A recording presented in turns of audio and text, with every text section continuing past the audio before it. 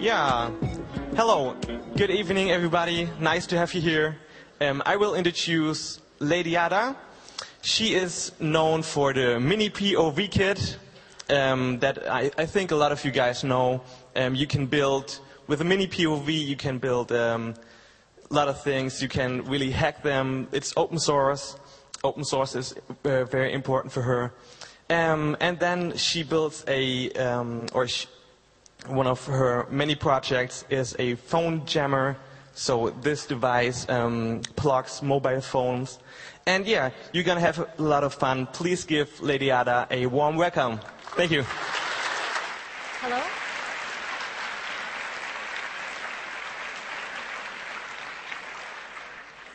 Okay, great. Sorry for the delay. We had to get the mic set up.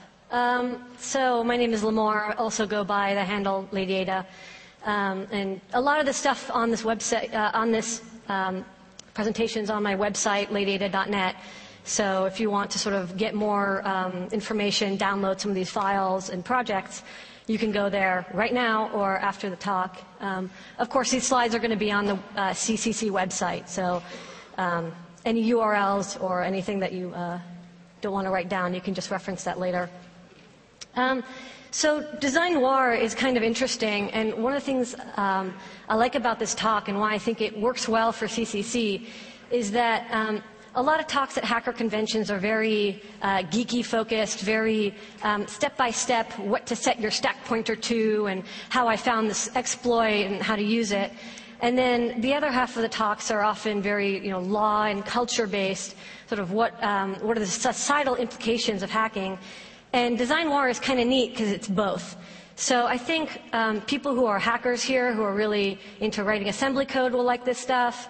And also people who are interested in art and design and technology will like this. So there's enough to keep everybody interested. So when I put this up on the website, I set the subtitle to the seedy underbelly of electronic engineering.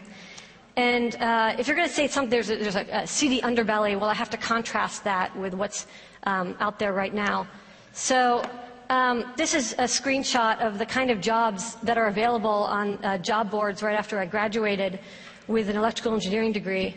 So some of the exciting things you can do with an electrical engineering degree apparently are electronic module assembly development engineer, or field service engineer, or systems engineer.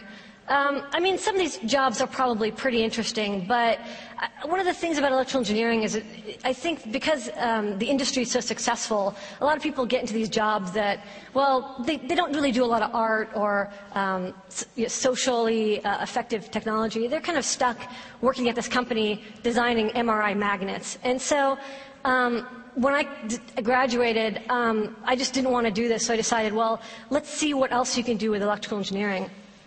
And one of the things is because electrical engineering is so successful and there's just so much technology out there, and I'll touch on this later, is there's a lot of prevalent devices that are very annoying. Like, for example, I'm going to talk about cell phones and televisions. They're so inexpensive that everyone's got them. And so everywhere you go, there's televisions and they're on and they're loud and annoying, and everyone's got cell phones and they have ringtones and they're loud and annoying.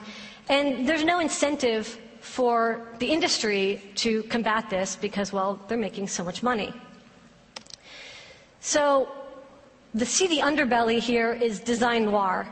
And Design Noir was coined by two artists, Fiona Raby and Tony Dunn. And they're art students at the Royal College of Art in London. And their research was basically architecture and art, but they were also really excited by electronics and technology, and they wanted to see if they could combine art, architecture, and electronics together. And the way they did this was under this umbrella of Design Noir.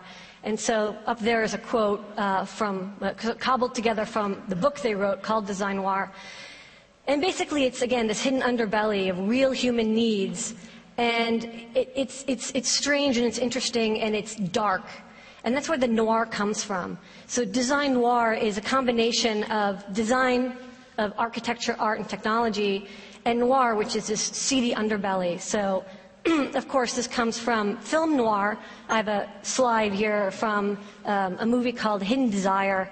So I'm not a film noir expert, but basically 1940s, 1950s French and American film style that was very dark, very creepy. Many of the characters were sort of anti-heroes. You have the detective who has, a seedy past, and he's trying to right his way, but, he's not always so successful. And then there's the beautiful woman who's comes to him and wants help, and she's the victim, but then it turns out that she's really the killer. So the characters in film noir are not as they seem. And so that's what I want you to kind of capture from the film noir analogy. So an easy way to understand this is Mickey Mouse is to film noir as consumer electronics is to design noir. So Dunn and Rabi, when they wrote this book, Hertzian Space and Design Noir, they were the PhD theses at the Royal College of Art.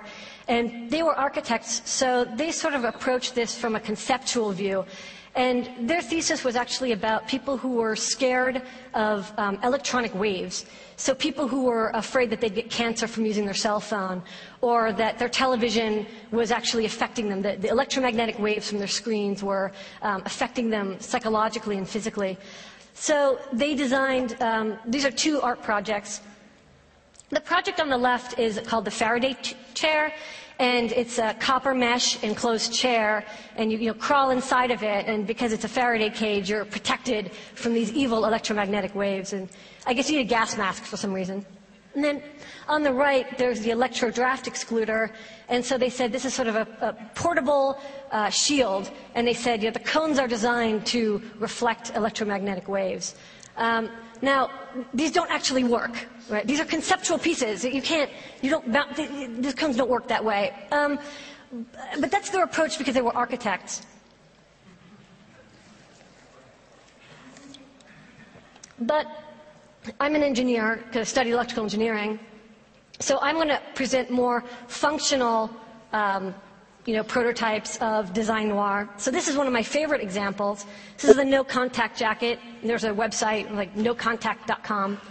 And this was done by Adam Witten and Yolanda Nugent from CAVS, the Center for Art and Visual Studies at MIT. And this jacket they built one, and it's a woman's jacket. And the bottom layer is fleece. And then on top of that, there's an insulating neoprene rubber layer.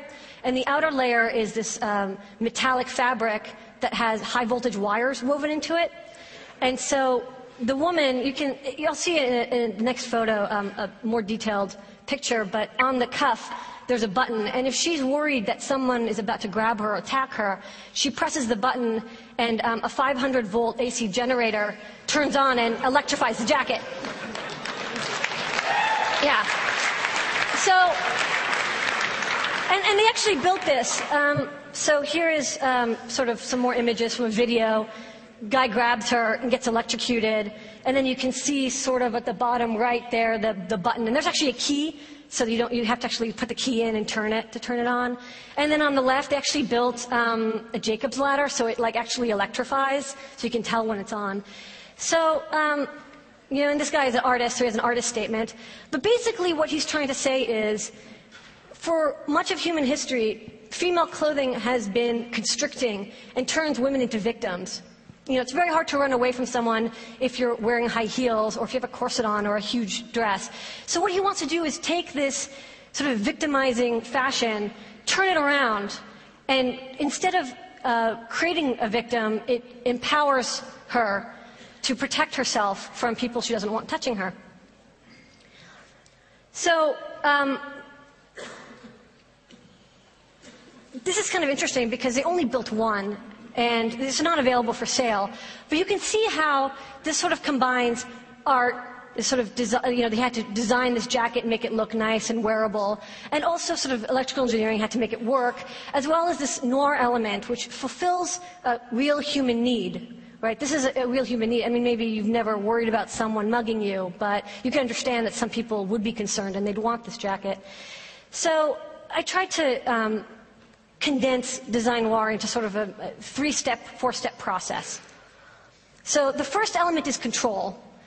By wearing this jacket, she's empowered, she has control over her personal space, she's no longer a victim, and even if she doesn't ever get attacked, she feels safe because she has this jacket on. Second, there's this element of subversion, which is important for design noir. There's no reason why she couldn't carry a gun or a knife, unless guns are, of course, illegal. But, you know, there's no reason for this to be a jacket. She could just as easily carry a taser.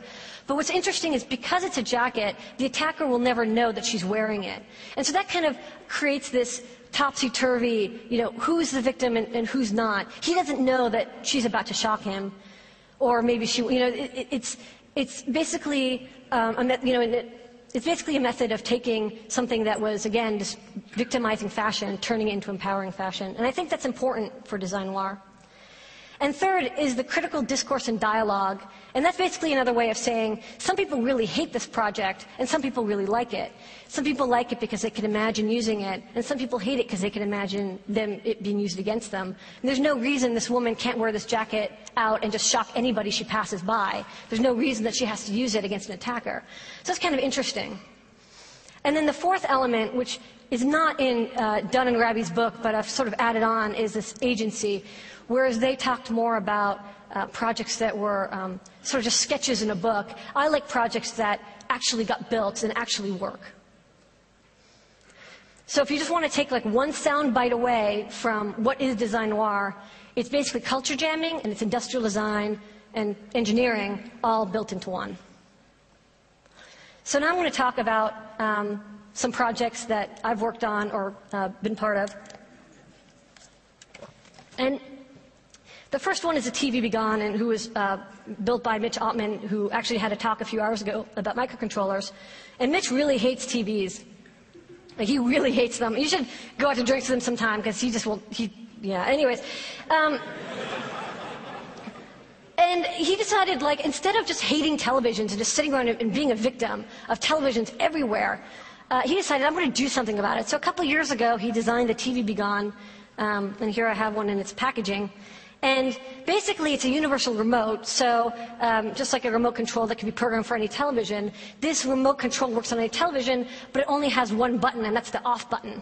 So, you know, the way to use it is basically, you know, you're in front of a TV, you point it at, and you know, 5 seconds later it turns off. So hopefully I'll be able to actually show a video of the kit version. I don't know if you have American Apparel in Berlin, but it's kind of like the McDonald's of fashion. And they have video screens in their stores that sometimes have child porn on them. It's kind of strange. So, did you feel better about that already? Okay. All right. Oop. Let's go back to this. So here's a more detailed view of it. You can see that there's one LED, and that's the IR emitter. And there's the one button, and it goes on your keychain. And so what's interesting is that, you know, there's definitely this element of control and empowerment and subversion. But because this is a commercial product, I mean, you can buy this at Target and Walmart for $25, 20 euros. It's interesting because instead of being as subversive as the jacket, because anyone can go buy it, what ended up happening is people sort of added their own subversion by hacking them.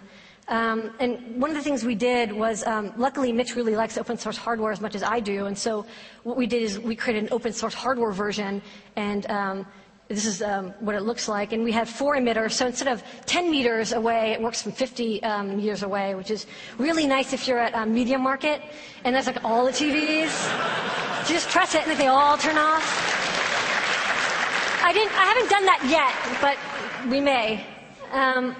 And so, you know, we published the schematic, and it's very simple. It's just a microcontroller and 4 LEDs and 4 transistor drivers. And we released all the source code with all the codes. And what's neat is that people, given this low-cost kit, they went out and they really have. I'm impressed with how many hacks have occurred with these devices. So this one person bought 20 IR LEDs, a 9-volt battery, and created an ultra mega TV Be Gone. So it's like, this one works from like 100 meters away, and then that wasn't enough for them, so then they grabbed a 555 timer, some parts, and a relay, and they hooked this up to the button, so instead of having to press the button, it's constantly cycling through all the power codes. And then here's the sort of free-soldered, and then they put this in their hat. So then when they walked around, it would turn off any TV they looked at. So what's interesting is instead of, when you had the original TV be gone, you actually have to sit and point. And they decided that wasn't subversive enough for them. So they actually added more. And I like that. It's good because it means that this is sort of, people are really understanding that this design noir is about being sneaky. This person, she put it in her old iPod. So she would look like she was looking at her iPod when she was really trying to turn off televisions. And this one, this is the kit version. They put it in a cell phone. So you can pretend like you're text messaging, but really you're turning off TVs everywhere. And one of the nice things about Mitch having authored this project is when you get to the discourse and dialogue part of Design Noir, you really get to see it up close and personal. So for example, you get a lot of really positive comments. So this is someone who says, "I got it yesterday! Exclamation point, exclamation point. I turned off TVs. It's awesome. Nobody even notices." And so this is kind of nice because people understand the point of your project and they go out and they actually use it. And then there's some people who have that opposite response. So this guy said, "If you ever turned off a TV around me, I'd kick your fucking ass. There's nothing wrong with TV." TV does not cause violence, okay? If you're wondering if there's a tie, I think this is proof. So I think it's very interesting. I mean, these are very polarizing projects. I mean, there's people who love and hate the jacket, and there's people who love and hate the TV be gone. Although when you actually put it in their hand, everyone really loves it. And I've never seen anyone throw it away. So whereas he hates televisions, I'm really tired of cell phones. Everyone's always talking on cell phones so loudly. Everyone has these really loud ringtones. And I decided, well, instead of just complaining about how I hate going to dinner and having it be disrupted by cell phones, I would do something about it. So for my thesis, I decided to do an RF jammer. So this is here. And there's actually a bunch of RF jammer designs on the web, but I wanted to do one that was completely open source and also modular. So using a phase lock loop, and also you can exchange which voltage-controlled oscillator you use. You can change it from cell phone to Wi-Fi to Bluetooth to RFID to GPS. So you can decide what it is that you want to block. And basically, since everyone always asks, like, how does it work? Well, it's really, really simple. Basically, you have the voltage-controlled oscillator, and it oscillates at like 2 gigahertz. And then you basically just sweep noise through the band that is used by the device you're trying to jam.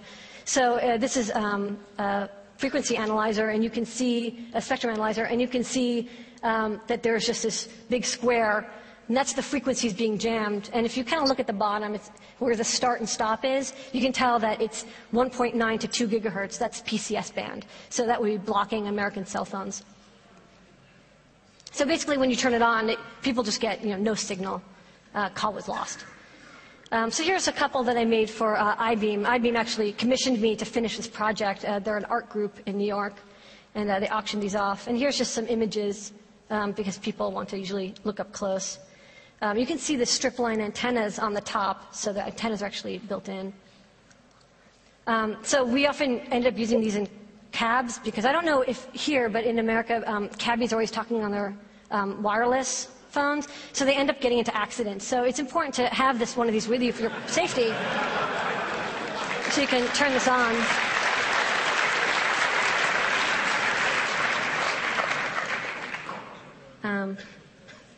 And you can see there's actually a cell phone battery inside that's used.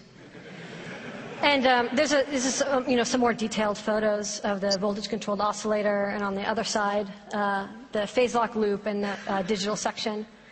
So one of the problems with cell phone jammers is that in America we have the FCC, and they actually have a lot of laws about who can use spectrum and what you can do. Turns out that harmful interference, basically trying to disable another device, including even kits or parts, is illegal. And in specific, the manufacture, importation, sale, or offer of sale, including advertising of devices designed to block or jam wireless transmissions, is prohibited. Fines for a first offense can range as high as $11,000 for each violation. That's like 30 euros. Or imprisonment for up to 1 year. But it turns out that they actually don't say anything about documentation. They never say it's illegal to teach people how to make cell phone jammers. So I'm assuming it's, I don't know, nobody's broken down my door yet, but I'm assuming that this actually is okay. So what I did is I just open sourced the whole thing. And so I have a website with, step-by-step instructions, and here's the parts list, or part of it. There's dozens of parts, but sort of, all the parts, of course, are easy to get from any electronics supply website. You can, build it yourself. So you can go through each part, open up the data sheet, order it from the website. They show up at your door. This is the circuit board layout. It's a double-sided circuit board. So some people have etched them, but you can also send it away and have it made by a circuit board house. And then, there's instructions on, how to build it step by step, test the power supply, test the oscillators, test the phase lock loop. So again, you can see how using the TV Be Gone or using the cell phone jammer sort of create this element of control. Taking back personal space is how I framed it. Instead of having your eyeballs and your ears being attacked by televisions and cell phones, now you have a way of controlling that space for you. And subversion, of course, using the TV Be Gone, you can be very secretive about it. And most people don't even understand, most people aren't aware that these exist. So, you can go ahead and turn off a TV and most people will just be like, what happened? If they even notice. And then the critical discourse and dialogue, which is people sort of talking about whether they think this is a good idea or a bad idea. And again, the functionality agency, you can buy this TV Be Gone, and the first time you use it, you're really excited because you just did something really kind of wrong, but at the same time feels really good. And I think that's an important part of Design Noir. You have to have that agency. So I also got some reactions a year ago, exactly when I released the Wave Bubble project. So some people really liked it because they could think of situations in which they were in a movie theater or a church or a coffee house, and phones were ringing, or even in classes the phones were ringing, or people talking on the phone rudely. And so a lot of people said, I really want one, I'm going to build it. And in fact, on my website there's a wiki now, and a couple dozen people are building them, and successfully, so that's kind of good. And they share a lot of techniques that they used. And then some people were really angry, and some people thought I was a terrorist because this technology could be used for evil. So that's actually important. I don't necessarily think that terrorists use these devices. In fact, the U.S. Army uses cell phone jammers, or has used cell phone jammers to block IEDs in Iraq because they're often, they use cell phones to trigger them. But I think that people get very offended because they think of situations in which they may have had an important phone call, or they may have an important phone call and they don't want to be blocked. What I really liked was this one fellow actually sort of, without having read about Design Noir, sort of understood the whole concept behind it. So that was good. Somebody got the point of the project. Okay, thanks.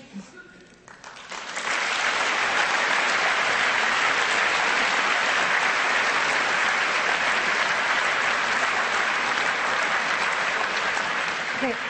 I was told that there would be, I should leave lots of time for questions. So if people have questions, they should go to the microphones.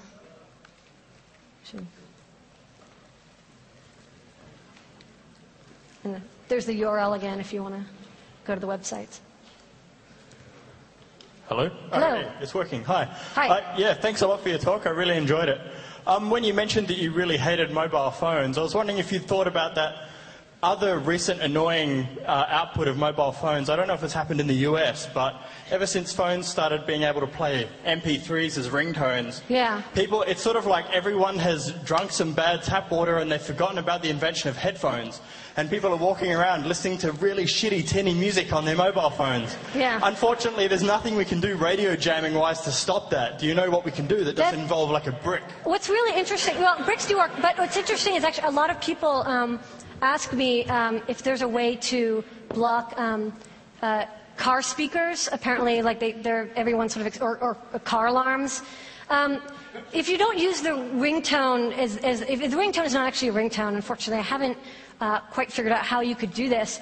Although if you really wanted to annoy somebody in the audience, Mr. Alex Mavet worked on a project where you could use sonar waves to sort of to create sound in your head. So in theory, if you knew what the song was, you could invert it and create a noise-canceling headphone just in somebody's head. But I don't know. He'll have to tell me if that's actually possible. But sadly, I don't think I haven't been able to figure out a way to block car stereos or ringtones, unless you have just a louder ringtone or car stereo. So, brick may be the only solution right now. Sorry.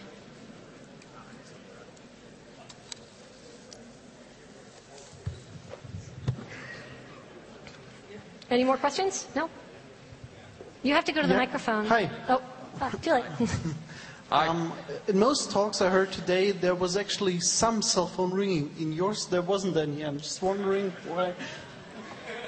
No, I think there's just bad cell phone reception. I was actually going to do a demo, but the Wi-Fi here is so bad, it wouldn't even matter. But at South by Southwest, we did a demo at South by Southwest, and what was great is that, I don't know if people here do it, but at South by Southwest, everyone was doing Twitter, which is like this SMS blogging thing. And what was great is that people were like trying to send and receive Twitters, and on the log, there was somebody saying, oh, she's about to turn on the... And then there was nothing for 30 minutes. So apparently it worked, and people were really frustrated, so that was kind of good. Can I? Hello? Yeah, I had to buy plasma displays for my old company 2 years ago, and they were really nice because you could turn off the remote control. Yes. Yeah. I don't know if it dates back then, the TV be gone.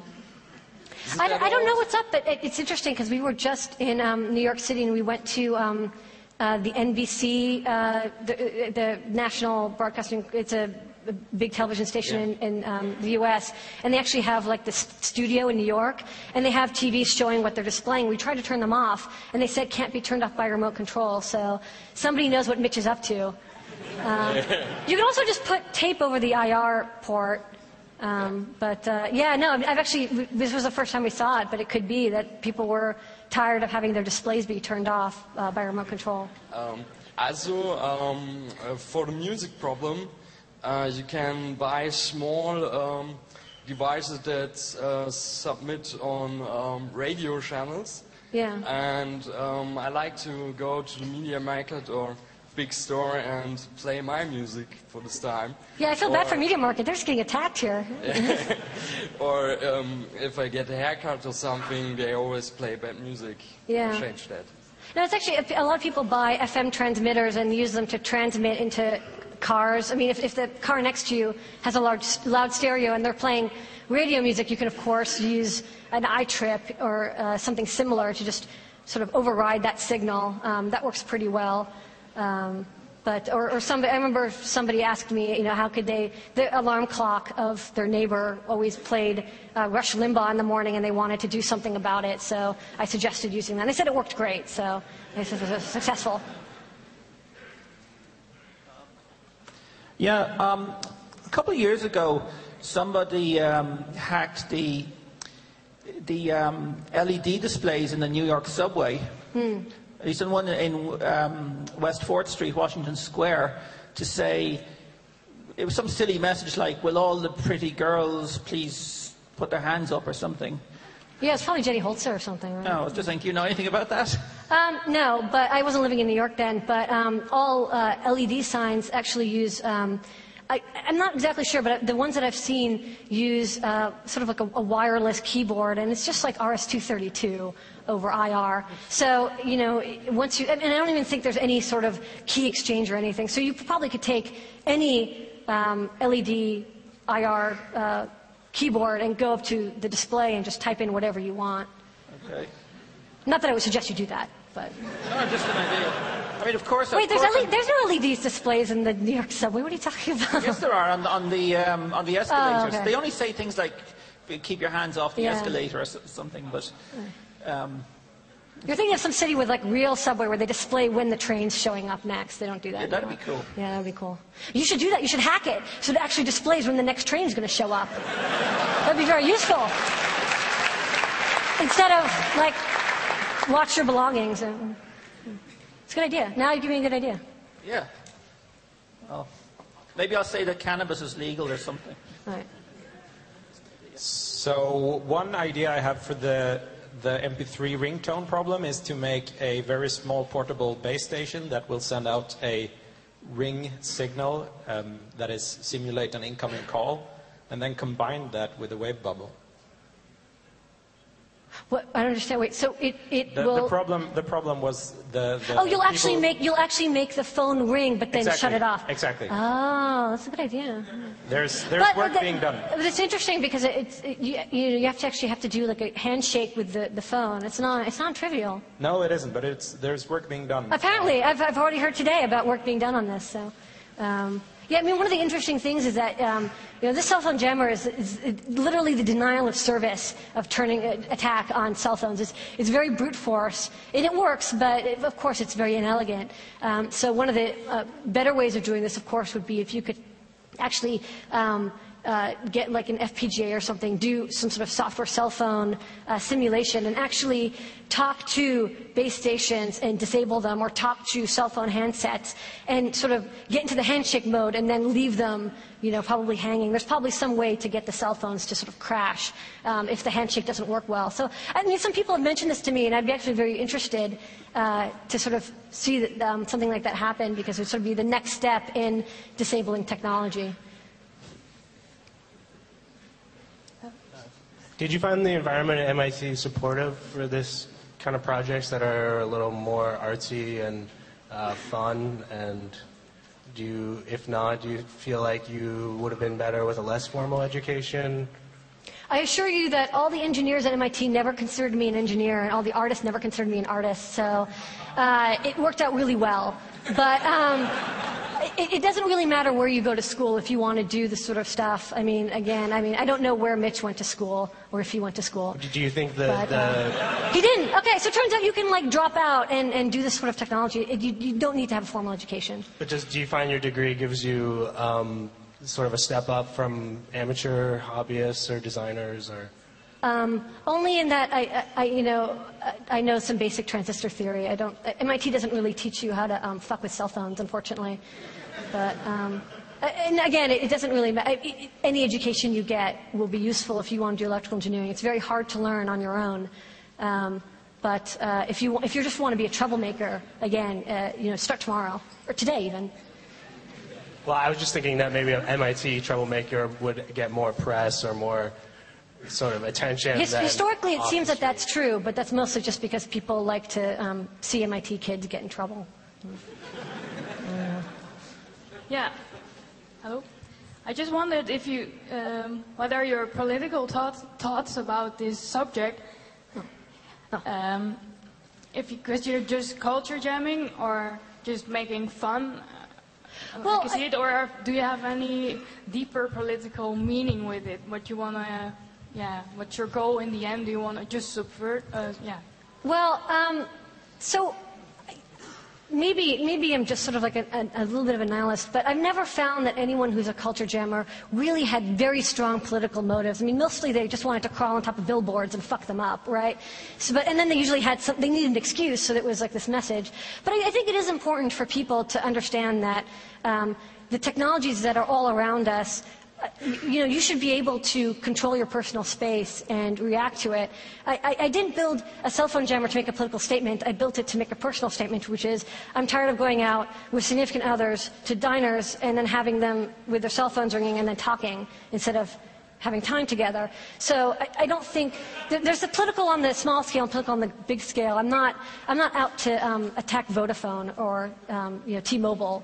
But I think that if personally you think that this is a goal, then I think that sort of counts as a political statement, but a selfish one. Yeah. Thanks. Any more? Any more questions? Oh. You mentioned that people find it easy to think of examples where they, had a call they really wanted, or the person who said he would kick your ass if you turned off his television. And I wanted to recount a tiny anecdote. About 5 years ago, I was in an emergency room with a partner who had a hand wound, a bleeding hand wound. And the television in the emergency room was playing Jaws. Wow. Which is, full of blood and trauma. And everyone in the emergency room wanted it off.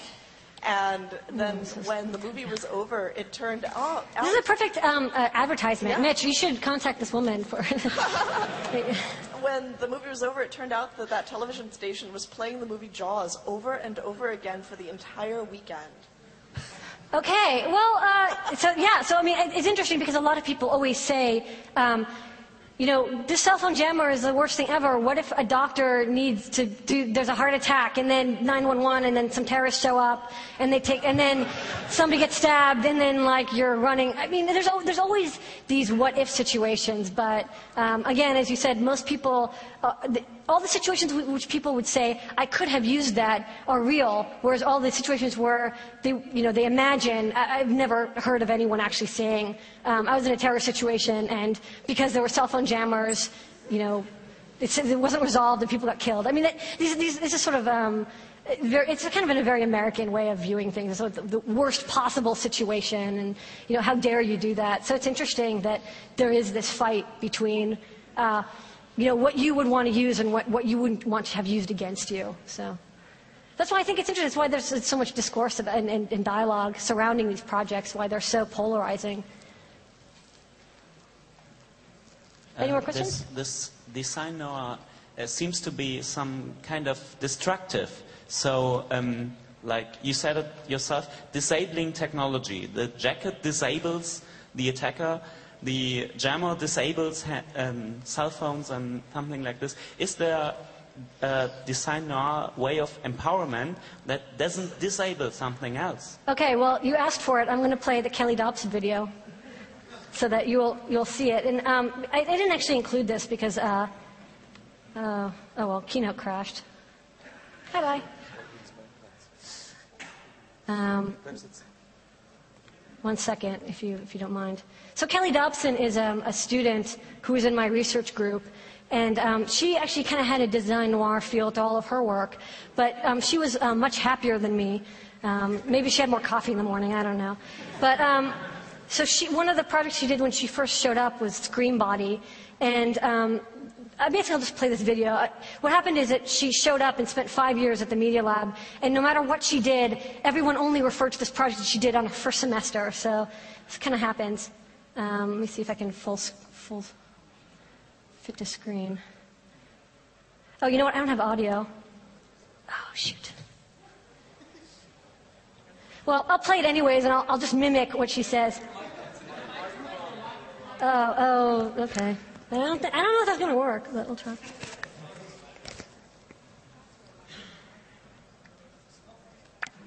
Stop. Okay, sorry.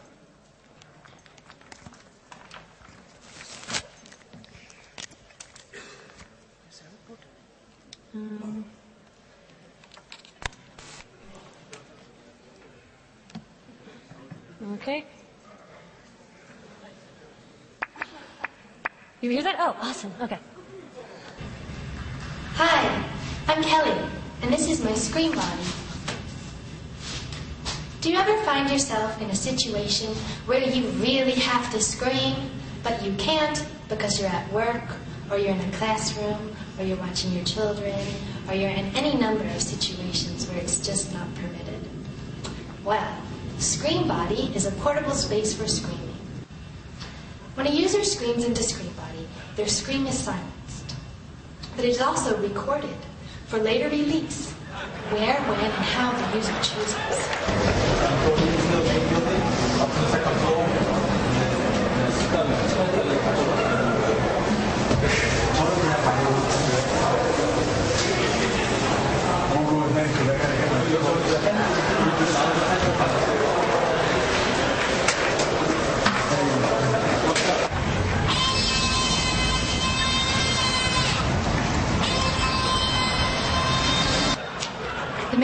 screen body is constructed of open cell polyurethane plate with a latex barrier. So now she's sort of These two explaining together the technology act to behind it. absorb and contain the sound of the screen.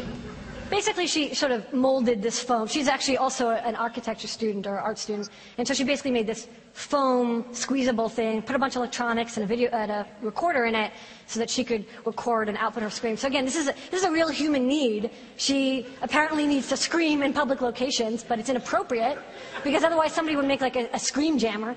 So what she did is she created this device that allowed her to save that scream and then release it later in the street where it wouldn't bother anybody. So this allows her to be empowered and get that control back. And it's also a little subversive. I mean, it's a little weird to carry around this pouch of screaming.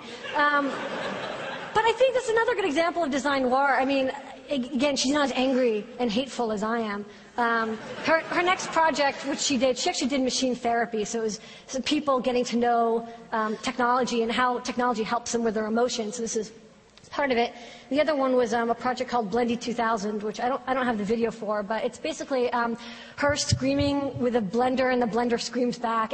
You have to see it; it's online. But she's extremely creative, and again, taking electrical engineering and art and combining it to make products that are useful to her. But I think that's all. I think that answers your question. All right. Any other questions?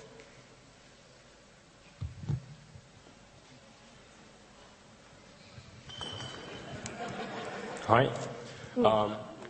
Suppose that I enjoy using Wave Bubble on a regular daily basis. What's the danger of being discovered because the cell phone I carry myself is being also jammed every time I use it? So if I disconnect like 15 times a day, that's about the frequency I'd like to use it. Being on trains. So you have the cell phone jam, or somebody else does? Well, no, I'm using it, and I have my cell phone with me. I'm here. Oh, here you go. Sorry, I can't. It's blinding. So you have it, and you have a cell phone, and you want to be able to make calls and also jam them? No. It's just simply my phone is online. It's connected to a GSM network, and then I use the jammer several times. So would there be a danger of being discovered? Well, I mean, you don't have to have it out in front of you. You can put it in your bag. Well, no. I mean, my network operator. Oh, would they notice? Well, I mean, you can go into a building and not get reception. There's no reason that they would think that you would be using a jammer. The phone itself, it's actually being jammed at the analog front end. It's not happening at the digital level. So it's not like the chip can tell that it's being jammed. It's just like, oh, I'm not getting enough signal. Okay. So it's not. I won't say never, but considering that phones stop working once in a while, I don't see why it would be detectable. Let me ask more technically. My disconnects, are they being logged on the operator side? That's a very good question. I don't know. I mean, you're going to have to ask your operator. Like, Sure. I don't think so. I mean, the phone. I mean, in theory, if it keeps pinging, if it's constantly pinging back and forth, yes, they can tell when you're offline. I guess only recent phones do that for data connections. Most phones don't connect constantly. They only connect when they receive a call. But I'm actually not a cell phone engineer, so I don't know deep down details of how the network works. I just wonder. But I don't think it's an issue, again, because if you go to the subway, it stops working. So how would they know the difference? Thanks anyway. Sure. Hello. I apologize, firstly, if this question is based off my technical ignorance. But I was wondering if the RFID jamming function of the device that you have could interfere or affect the transportation RFID cards that are quite popular in Asian cities. So say Hong Kong or Tokyo, where everyone uses a RFID card to enter in a metropolitan subway. Well, I mean, it depends. I mean, there's dozens of RFID frequencies, so it of course depends on what frequency. I haven't actually tested it with I haven't directly tested it with RFID because I just don't own any RFID readers or writers. But there's no. I mean, if you're putting noise onto a band, it's just not going to work. So it probably just wouldn't be functional. It depends on how it's designed. I mean, if it's something that you have to slip in. It's touch. Or touch. I mean, it depends on how the reader is designed. I mean, if these are actually RFID and not like, magnetic, then which would be completely different. Then yeah, I mean, I could see how they would not work, but then it wouldn't function. Okay. Yeah. Thank you.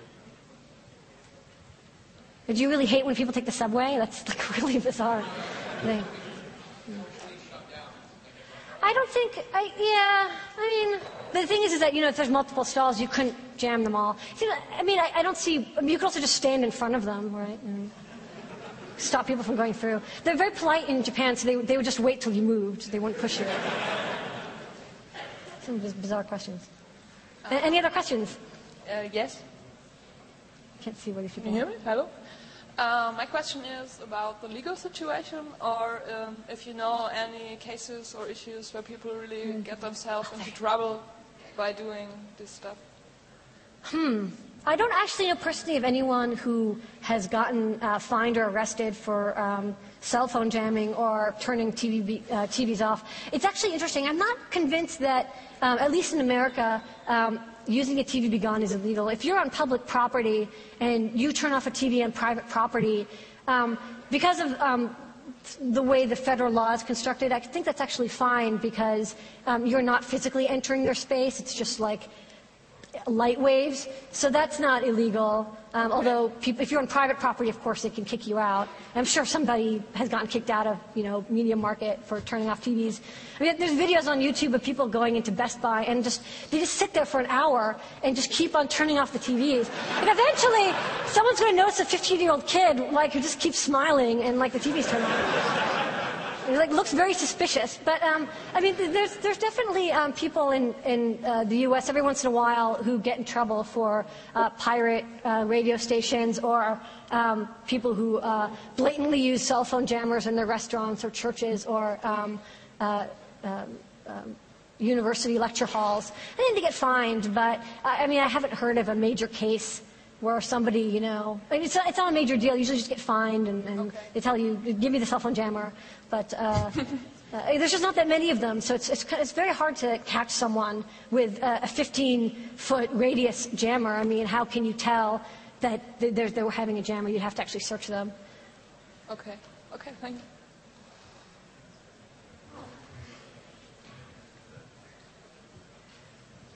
You have 3 more minutes of questions, so probably 1 or 2 more questions. Yeah. Back when I was a kid, we used to sneak into the stereo shops and such. Sorry, the what?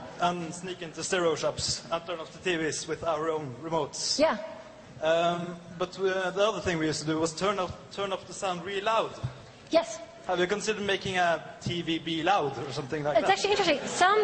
Because we released the code for the TV Be Gone kit open source, people have actually been modifying it, and they're saying, well, I don't want it to be an off or on power switch. I actually want to mute TVs or make them really, really loud or change the channel. So there's actually firmware mods that you can reprogram the kit so that it'll change channels instead, which could be about as funny. So for example, if you were in front of the NBC studio, you could change it to ABC or Fox News. I don't know. So maybe you could find that funny. But yeah, I mean, any kind of troublemaking, I approve of. So yeah, sure. I mean, you don't need the TV Be Gone. You can get a universal remote. What's nice about the TV Be Gone is it's very small, so you can hide it in your hand very easily. Okay, one more question. Yeah. In the Netherlands, we're starting apparently to use RFID cards to get on the trains and the subways. You can't actually, without the RFID cards, you wouldn't be able to get on the subway. On RFID frequency, do you have any idea what the range would be on blocking these things? And do you need to stand next to the reader or 5 meters apart? Or? I'm pretty ignorant about RFID, especially since there's so many standards. But RFID usually works on such a short level because it's literally you have to power the device in such short range. So I'd say you'd probably have to, unless you have a strong jammer which you can build, you probably have to be a couple feet away. But I mean, there's people who have taken the weight bubble and added more and more high-power 5-watt gain stages, so that it works from 100 feet away or 100 meters away. I mean, there's no reason why you couldn't, instead of antennas, you just attach more gain stages. As long as you have a car battery, you're good to go. But it's a little suspicious to be in a train station with a car battery.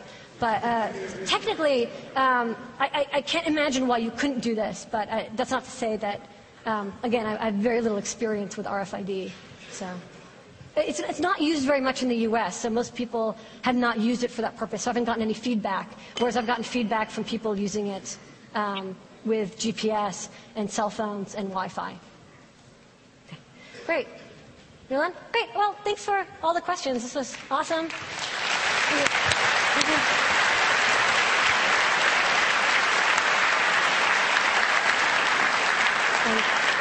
One more thing. Sorry.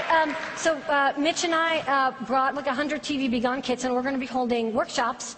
Hopefully it's going to be mostly Mitch. But we'll be holding workshops in the hacking area in the next couple days. So if you have a couple euros, to pay for the parts, and you want to learn how to solder, you can build your own TV Be Gone and turn off Media Market, and they'll hate us. And CCC will never be allowed here again. Great. Okay.